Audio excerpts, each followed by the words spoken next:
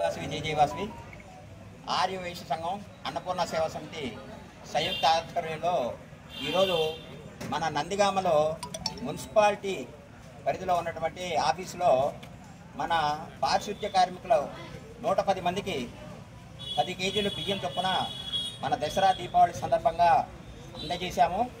అయితే దీనికి స్పాన్సర్ చేసిన వారు మన నవాపేట వాస్తవ్యులు పోలిశెట్టి సుధాకర్ గారిని స్మరించుకుంటూ వారి కుమారుడు పోలిశెట్టి వెంకటరావు గారు, వారి ధర్మపత్ని శైలజ గారు, వారి పాప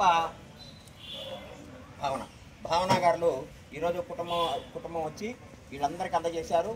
110 మందికి 10 కేజీలు చొప్పున ఈరోజు ఒక 50,000 రూపాయలు ఖర్చు పెట్టి ఈ నందిగామలో ఉన్నటువంటి మున్సిపల్ ఆఫీసులో ఉన్నటువంటి పారిశుద్ధ్య కార్మికులందరికీ కూడా అందజేశారు.